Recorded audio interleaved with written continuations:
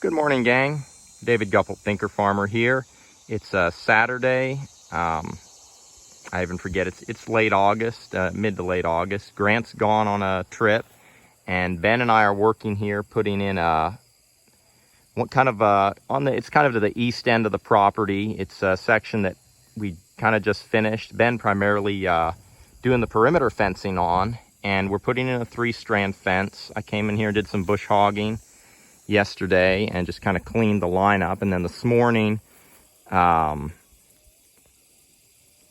and I went ahead and put in our 3 end posts. We've got 1 end post we're going to be tying into. We're going to put a gate in here, and in the middle of doing our ends and whatnot. Anyway, had Ben here. This is our last day working together for at least a little bit, and kind of wanted to introduce Ben to the channel. I know you've already seen him working in a couple videos, and just really been awesome working with you, Ben. Same here. And wanted you to go ahead and kind of tell us a little bit of your story and your story behind farming, kind of your background, how you got interested or whatnot. Yeah, so my name is Ben, and thank you, David, for taking some time here to send some stuff to your followers. I know they appreciate the updates, and really happy to be a part of it. But yeah, my name's Ben. I'm from this general area. We're working at local cooling farms in Bogalusa, Louisiana, and I grew up just about 20 miles south of here in Covington, and born and raised there. And but yeah, I'm 38, and after high school, I mean, we're literally looking at my adulthood, childhood Covington. But when I graduated, I joined the Navy shortly after graduating, and I did 10 years in the Navy as an aviation and rescue swimmer. Flew on H-60 helicopters, and did some overseas deployments, and then I came back and Pensacola to end out my 10 years in Pensacola as an instructor. And in essence, around that same time, I started asking some pretty important questions that really delved into why we're here today. Is just, why am I doing what I'm doing? Why are things the way they are? And so the last 8 years just been looking for answers, and I found the most reasonable and appropriate answers to where we are is a biblical worldview. And why I'm pursuing agriculture specifically is because it has a pretty big effect on our overall health. But not only our health, but we're out here rotating animals. We're focusing on the ecology and the wildlife, and so it just lends more to a healthier ecosystem, and which in turn leads to for us having healthier lives. And, Right. Yeah. And so, that would be a little bit of my background as far as adulthood and where I'm at today. Okay. And what have you done so far in agriculture? Tell us, you don't have to go in too long, but I know the best learning you can get is putting your hands on it, right? That's right. Books, hands-on learning. But ideally, you get some hands-on experience. That's right. And thankfully, in the agriculture community, most farmers lack for workers. Absolutely. Right? To assist, and thankfully, there's farms out there that offer internships, and I applied to the Polyface internship and was accepted to that for the 2022 season.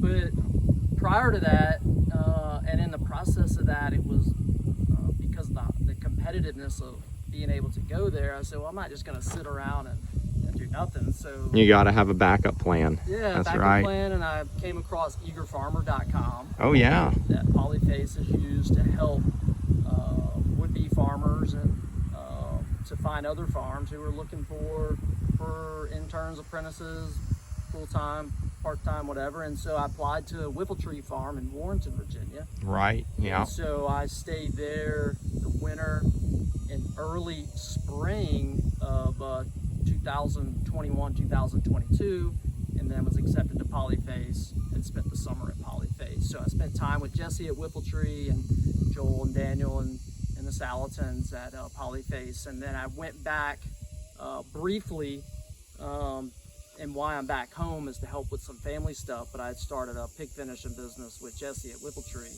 to provide him pastured, forested pork. And the long-term goal is to be back in Warrenton, hopefully by the end of the year. If not, then early spring, to continue that arrangement with Jesse and Whippletree. That's awesome. What do you love most about farming, or like in terms of tasks? You've kind of already shared some of what you love and your purpose behind it, but any tasks or things you really enjoy about farming? I like the vocation of being in agriculture, because it tests the full man, right? Woman, of course, too, but it tests our full being, spiritually, physically, emotionally, and it's a humbling endeavor because of the complexity of nature and how we are to include the animals in that equation. And so there's always something to learn with animals and the soil and the land.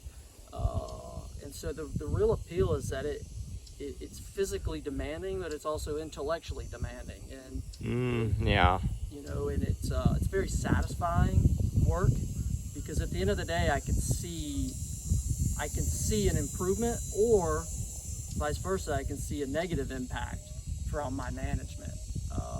And so it's very satisfying, rewarding work, and I hope to be able to make a living doing it, but ultimately living in community with others who, they love this kind of work. They value the same kind of work ethic. They're humbled because we realize that the earth and the world doesn't revolve around us. That's right. Part of it. And very satisfying, rewarding work. And what's your long-term plan? I know you're planning to go back to Virginia and do pigs there, but long-term, do you want to have your own farm place, or what do you think is your long-term? Long-term plan from a business work standpoint, I definitely like to continue working and collaborating with other farmers. I'm not married or have kids yet, and so it can be a very lonely existence, and I'm not really at the point where I want to do this alone, nor do I ever hope to be at that point. And so long-term, I hope to continue long-term working collaboration with other farmers and working with others. That's awesome. So one last question, Ben. I've noticed working with you, you have a very process and project or systematic mindset. And we've talked a little bit, but you worked in the Navy, served in the Navy, I should say. And thank you for your service, Ben. And did that for about a decade or more. And then also did a lot, you still do, event coordination. So tell us a little bit about that, kind of that project or that process-oriented mindset, and how you see that applies to farming. So I think there was a part of it growing up that was something that was instilled in me, but definitely being in the Navy, it's very procedural, and we talk about SOPs, or standard operating procedures, and they're there for a reason, as a foundation and a place to start. And then in aviation, since it's a very risky activity, there has to be standards in place, and we work from checklists a lot. But within those checklists, there's also appropriate deviation. But the key thing is with the Navy, and also later on as an event coordinator and a race director, you have to start from somewhere, right? You have to have a foundation, and I like to have a plan of action and work through all the steps, especially when working with others.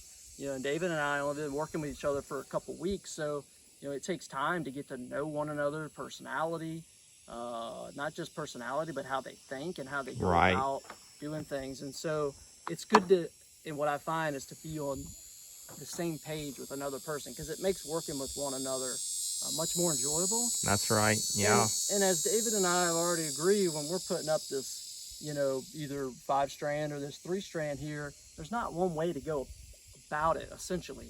But there are necessary steps in the That's process right. of it to work efficiently and just enjoy the work. And so yeah, between the Navy event coordination, I've found that it also translates to working on farms. Is you gotta have a foundation. You have to have procedures in place that you can work from, and then when necessary, you adjust them and deviate from it. But Yeah. you can't if you don't have a good standard to work. You got to from. start somewhere. Well, Ben, thank you for being on the channel. I want to say this, Ben. I've met a lot of different people in farming, and I know you show up on time. You're punctual. You work diligently. You're a joy to work with. I know Whiffletree is going to enjoy having you, and wherever you go, I think you're going to be a blessing. So the way I say it on my YouTube channel is blessings for the journey, Ben, and all the best to you. Thank you. Same to you and all of you out there as well. Appreciate your time. All righty. And with that, unless you have something to add, Ben, all righty. And with that, gang, to all y'all on having the Saturday and the weekend, I wish y'all blessings for the journey, and keep it real.